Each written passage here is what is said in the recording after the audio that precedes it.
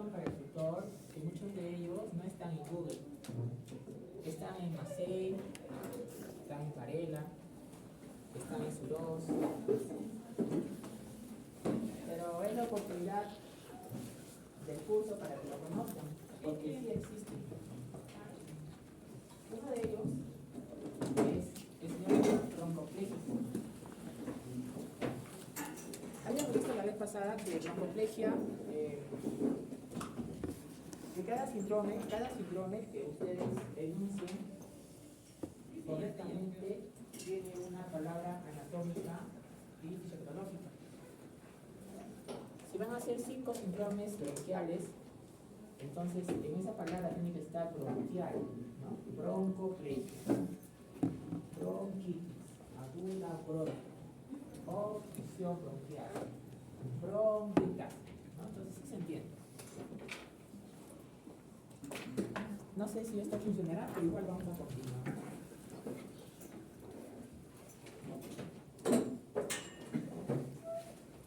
Dice que no tiene señal.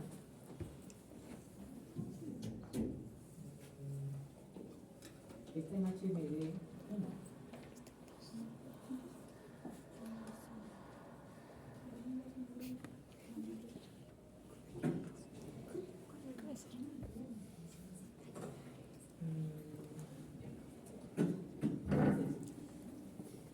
En la segunda clase, dijimos que el método auxiliar es un sistema de defensa para depuración de las sustancias inhaladas, exógenas, patógenas. Ese método auxiliar, también comentábamos en las diapositivas, que tiene regulación neural también. Incluso ahí les mostré en un gráfico cómo está regulada este arrastre, ¿no? De adentro hacia afuera hacia la laringe. Nosotros deducimos ello sin darnos cuenta.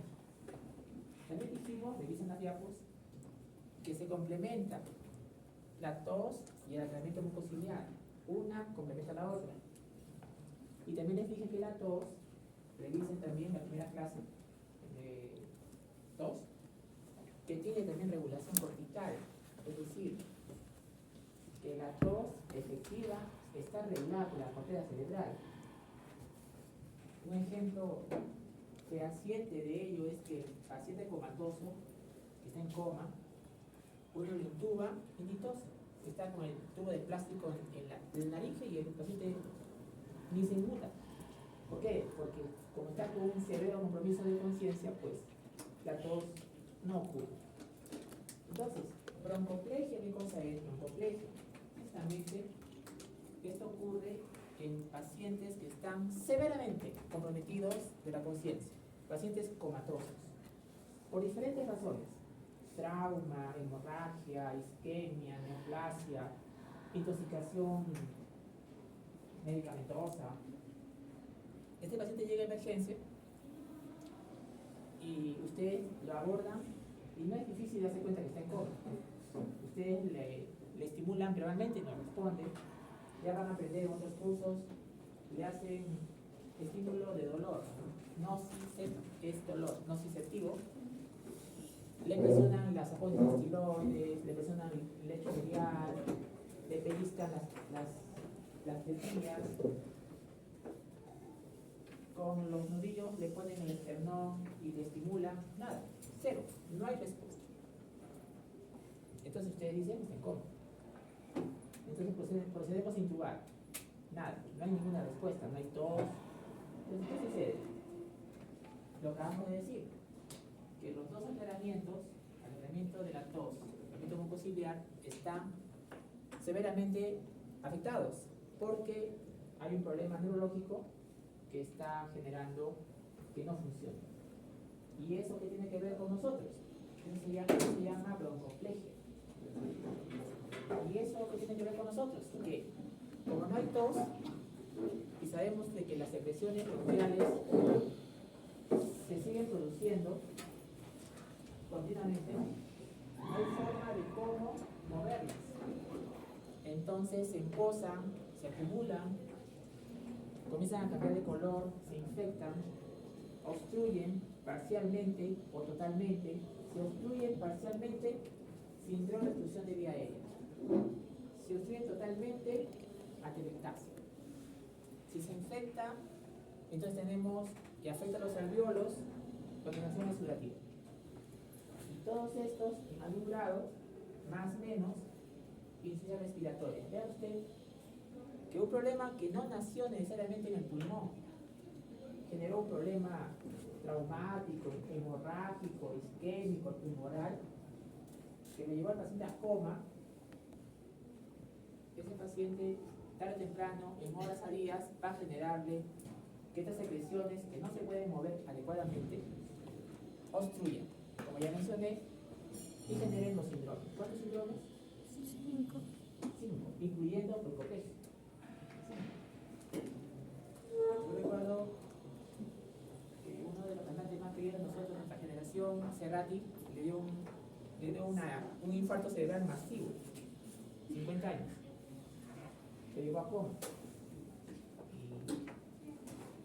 Y luego de 2 años falleció. No es fácil, porque los señores se siguen formando. Y hay que aspirar, hay que tratar, etcétera, etcétera. Pero el estado de conciencia severamente afectado, no olvidar, compromete los dos ordenamientos y va a generar en algún momento, progresivamente, de diferente dimensión, estos síndromes que acabo de mencionar. Muy bien. ¿Cómo es el IPA de estos síndromes? Es muy general, porque va a depender de qué síndrome estás estudiando.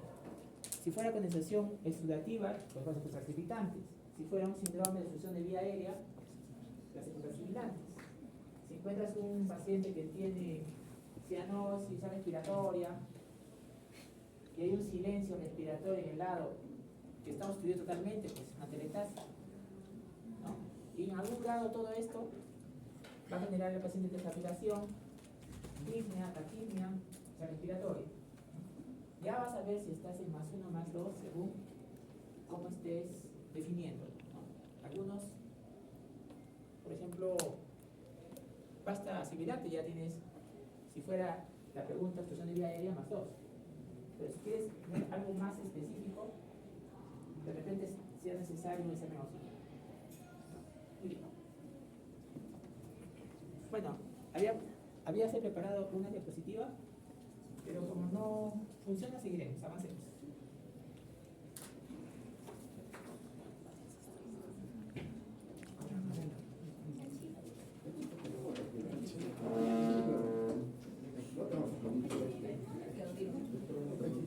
No te vamos a aplaudir.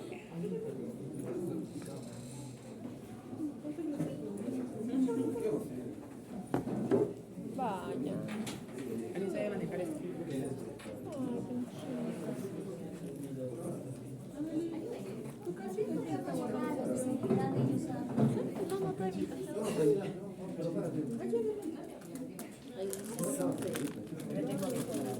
Sí, cuida que tenía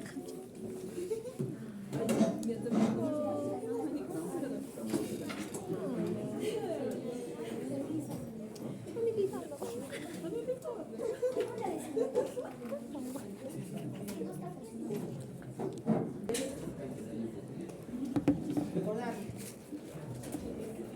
piensen en este síndrome cuando hay pacientes comatosos. Los síntomas, yo les sugiero que no olviden esto, postración. Ese paciente no puede caminar, está postrado. Y va a comenzar a tener los problemas en los horas, minutos después, horas, días después. No va a faltar la disnea, la cianosis. El IPA de un paciente con leucopecia es variable. Va a depender de qué síndrome estás estudiando. Si fuera sibilantes, obstrucción de vía aérea. Crepitante, secreción, burbujeo. Por diferentes razones. O sea, entiéndase que el IPA de broncoplegia no es específico, va a depender del síndrome que estudies. Las imágenes van a depender de lo que estás sospechando. Por ejemplo, si hay silencio respiratorio, telestasia. Insuficiencia respiratoria tipo 1, tipo 2, tipo 1, hipoxemia, tipo 2, hipercapnia.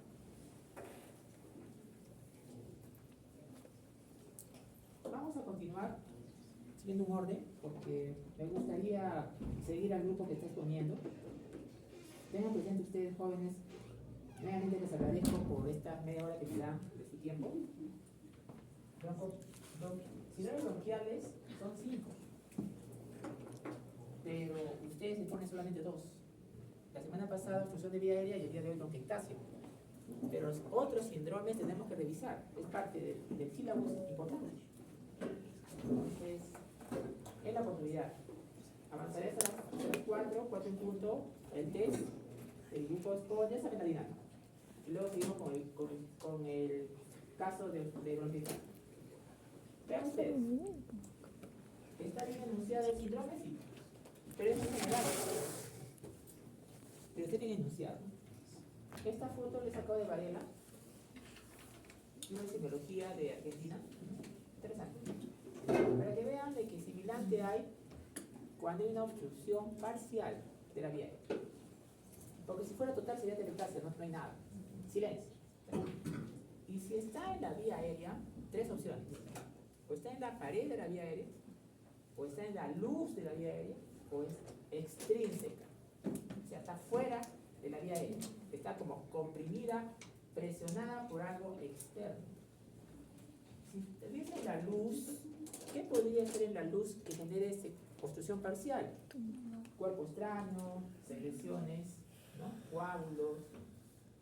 Si estuviese en la pared de la vía aérea, la pared bronquial, por ejemplo, sería una pared engrosada por inflamación en asma, una neoplasia, un adenoma gaseoso. ¿Sí?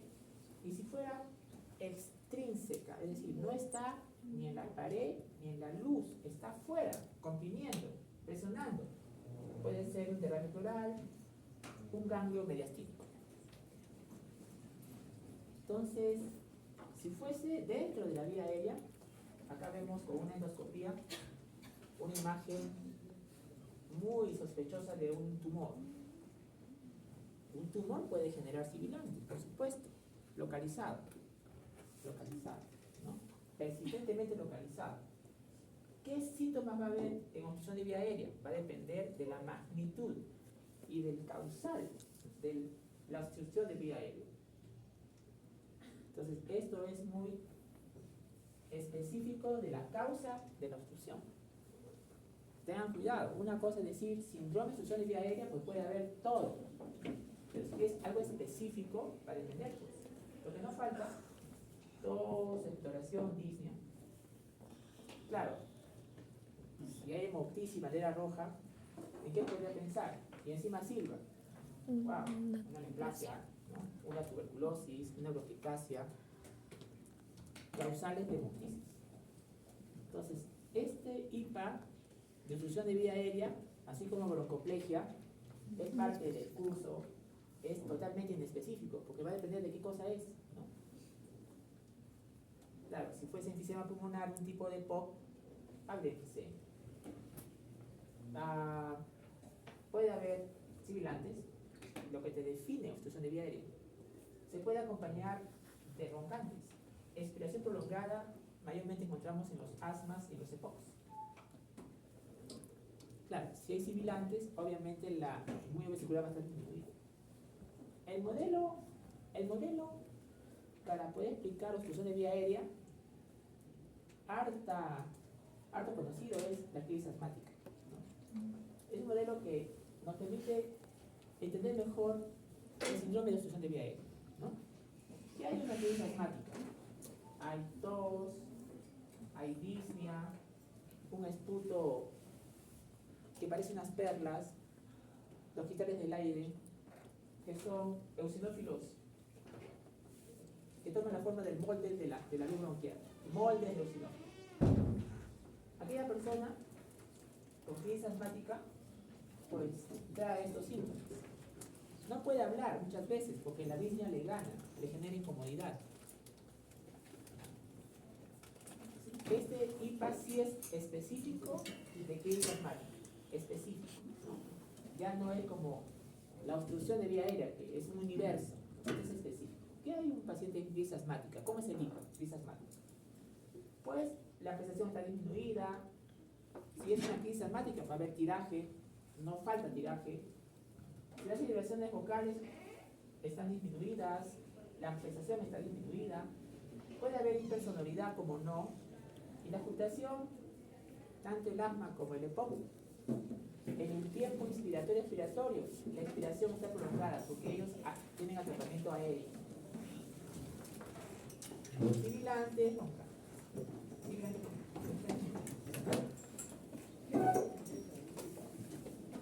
Cuidado con el guión, cuidado con lo que se llama el contexto. Me decía el grupo la vez pasada, ¿no? Pero no conmigo. Crisis asmática, contexto. Es fácil si te dice ya tengo crisis asmática, yo tengo asma. Pero el contexto de una crisis asmática es niños, población pediátrica, adultos jóvenes, mayormente. Puede haber también crisis asmática en algunas ocupaciones, por ejemplo, asma ocupacional. Pero recuerden lo que dice ahí, en lo amarillo, que es cierto y está en up to date, esa predicción es up to date. No todo lo que silba es asma. Tiempo. Es común en nuestro país, y eso es algo que nos genera a veces un poco de humor, que una abuelita de 99 años, mira, una abuela de 99 años con una semana de sibilantes, asma bronquial. No, pues. Ya nos hemos descontextualizado, ¿no? Y la abuelita toda su vida cocinado con leche. Entonces, ¿de dónde saco asma? Y no con el parcial. ¿De dónde saco asma? No, pero está silbando, pues. ¿Pero cuánto tiempo de enfermedad tiene la abuelita? Una semana. ¿Y cuánto tiempo silba? Una semana. Entonces, no es usual, jóvenes, que a los 99 años nos dé pues una crisis asmática. Pero así lo ponen en nuestro país, asma bronquial. Felizmente, el tratamiento es similar. Felizmente. No olvidar. Otro mensaje de positivo. Cuidado, no confunda. Una cosa es la semiología. La semiología te dice sibilante. ¿Escuchaste sibilante? Y con el sibilante planteas síndrome de obstrucción de vía aérea. Cuidado con la pregunta en el examen que se viene parcial. Y no es lo mismo decir que explica el sibilante. O sea, ¿por qué se produce sibilante? Y no me refiero a las causas, me refiero a lo que ocurre en esa luz bronquial. Porque la pregunta puede estar abierta. Me gustaría que esa parte lo tengan presente. Hay como 12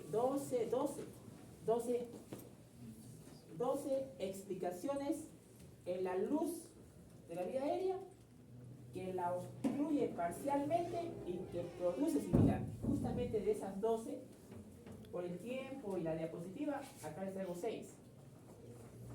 O sea, esto es lo que explica el sibilante en la luz obstruida parcialmente.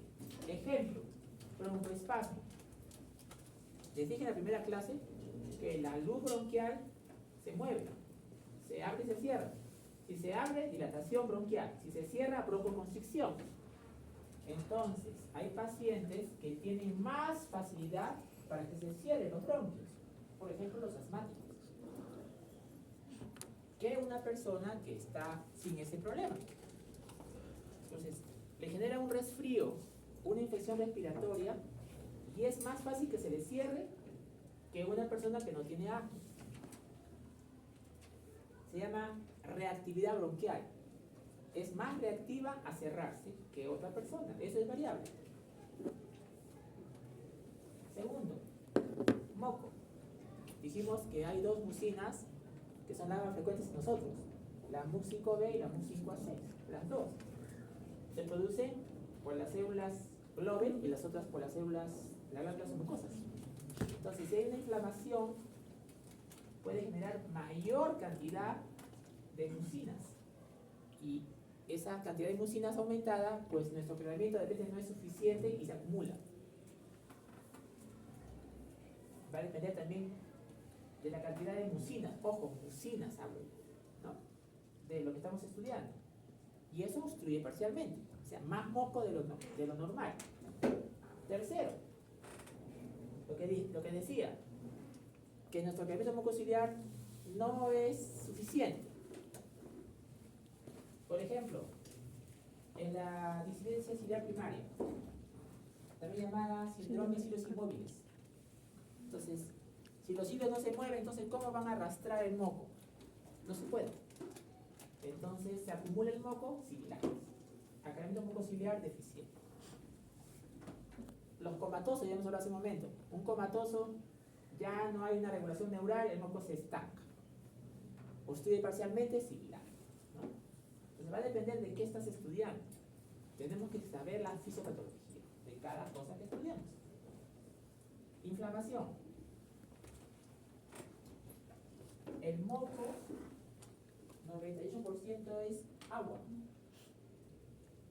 ¿cierto? Y lo otro es mucinas, MUC5A, AB, AC, MUC5B, macromoléculas no mucinas y otras cosas más, proteínas, fosfolípidos, lecitinas, inmunoglobulina A. Pero no debe haber en el moco de cosas, leucocitos. No es parte del leucocito del moco normal bronquial. Si hay leucocitos, entonces está inflamado. La inflamación va a generar problemas y contribuye al sibilante. Y si hay inflamación y esta se cronifica, se va de meses a años, no se resuelve, por ejemplo, asma bronquial, EPOX, esa inflamación de la mucosa bronquial va a generar un efecto mitogénico. ¿Qué es mitogénico? Crecimiento de musculatura lisa, crecimiento de musculatura lisa, proliferación de musculatura lisa. Entonces, si yo tuviese pues una hojita A4 y la doblo con un tubo, imagínate que tenga pues 100 hojas A4 y la doblo con un tubo, pues la luz va a reducirse, porque hay mayor grosor. Si hay mayor grosor de la pared de la bronquial, lo que va a hacer es restar luz. Si hay hipertrofia, es por inflamación crónica. Ya no es delgada la pared, es de mayor grosor, pero eso le va a restar luz y eso va a generar sibilante.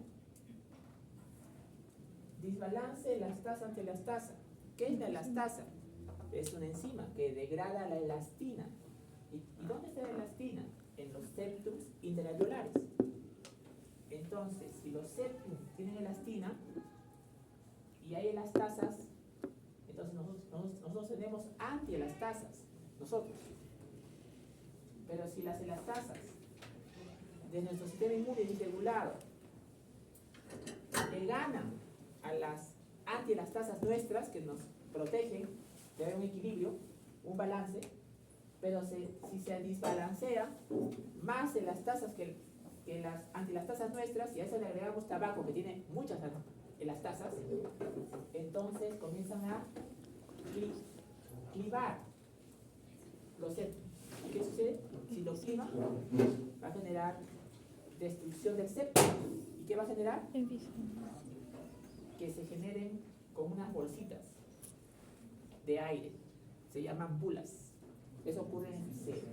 Entonces, este problema de aquí es más en enfisema pulmonar, ¿no? Revisen las diapos de hipo patológico, ¿no? Que ahí se dibujó en una diapositiva color cómo está el enfisematoso con unas bolitas así. Ya no son alveolos, son bolsitas, bulas que no tienen una función normal, ¿no? Y eso genera hiperresonancia con la percutina. Vean ustedes, de las 12, acá nos traemos 7, ¿no? Por el tiempo, pero esto explica por qué hay sibilante. Esta es la fisiopatología. No es el momento, pero es una motivación, ¿no? Si ustedes desean tener tratamientos muy muy efectivos, pues eso va a ser debido a que ustedes conocen con la mayor precisión la fisiopatología del sibilante. Lo que pasa en nuestro país y no debe pasar. De una comunidad, un paciente con condensación exudativa no mejora. Sigue tosiendo, sigue disneyando. ¿Por qué no mejorará el paciente? Le han dado tratamientos para condensación exudativa. No mejora el paciente, entonces viene a una ciudad grande como la nuestra. A ver, se examina al paciente. ¿Qué le estaban dando al paciente? Pues antimicrobianos, está bien, para condensación exudativa antimicrobianos, está bien. Pero ¿qué es lo que no encajaba?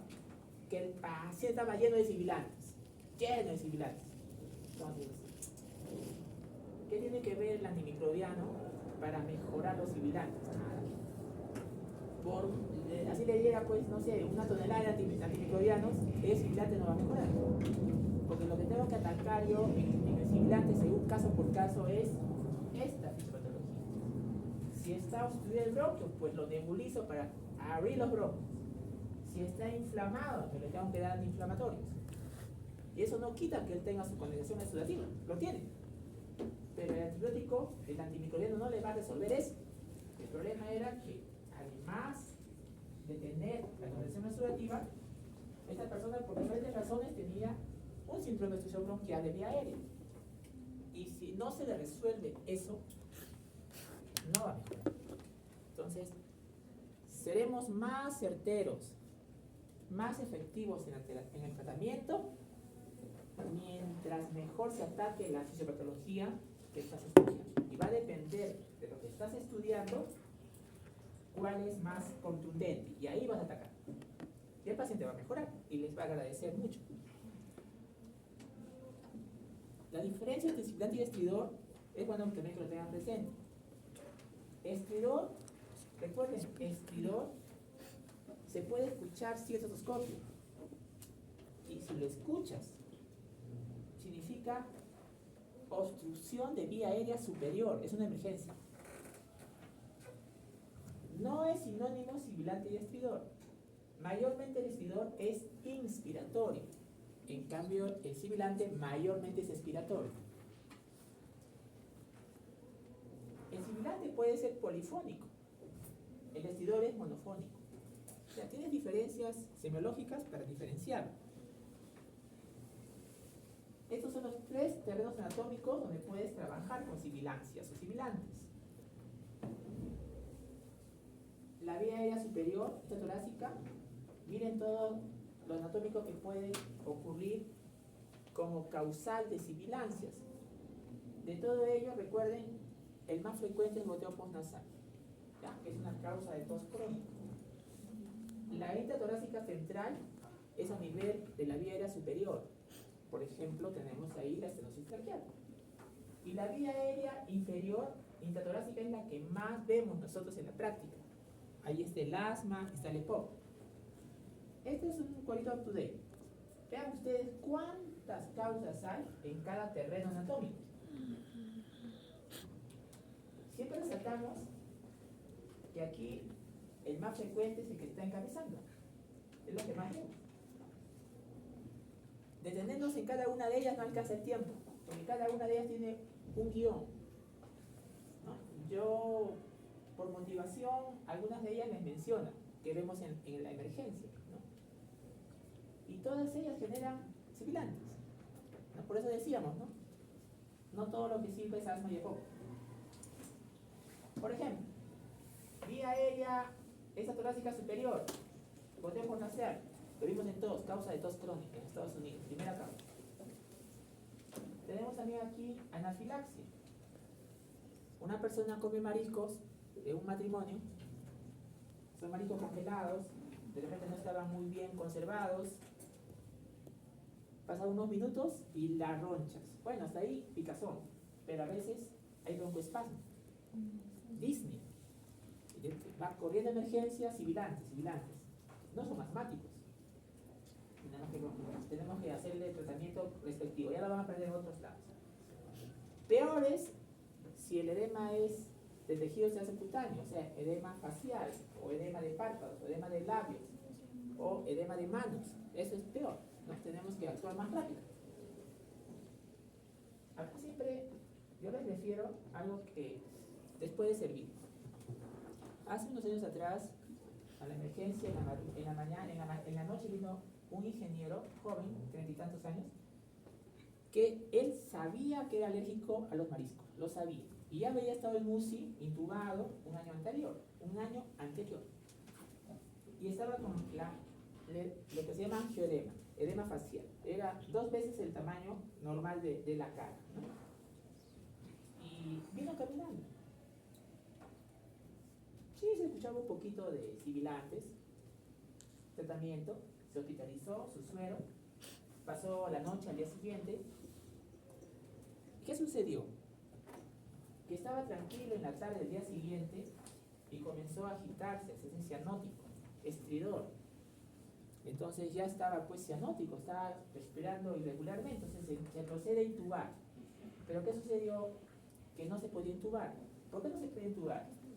Porque las cuerdas vocales ya no estaban así, estaba así. Entonces, ¿cómo? No puedes forzar. Entonces era un edema de glotis.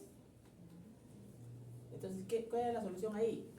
Era una cricotirectomía. Entonces tenemos que saber hacer correctamente esa intervención, que solo tienes 30 segundos para hacer. Nada más, 30 segundos. Entonces, si ves que ya no está así las cuerdas vocales, en una zona triangular, se ve ahí la vallécula y la tráquea abierta, ahí la hacemos con el tubo. Si no ves así, un magma rosado, ya no insistas, sale y cricotirectomía. Pero vea usted que cómo se desarrolla el edema de glotis. Para nosotros siempre es una pesadilla que eso pueda pasar. Tenemos que estar en presión armada. ¿Cómo te das cuenta de que eso puede pasar? Tienes que abrir la boca, ver si está edematizada la orofaringe, la sencilla, ya te da una alerta. ¿Quién del equipo sabe hacer cricotirectomía? Acá en el simulador hay descartable cómo hacer incisión y todo, porque a veces es bueno eso saber, porque salva vidas. Entonces no olvidar este punto de aquí, no perder de vista el bosque, ¿no? Y el foco, ¿no? El foco o el árbol. Aquí lo que más hemos visto en la pandemia es lo que se llama la estenosis traqueal. Aquella persona que intubada sobrevive, se va de alta, pasa unas semanas y regresa con estridor. ¿Qué pasó?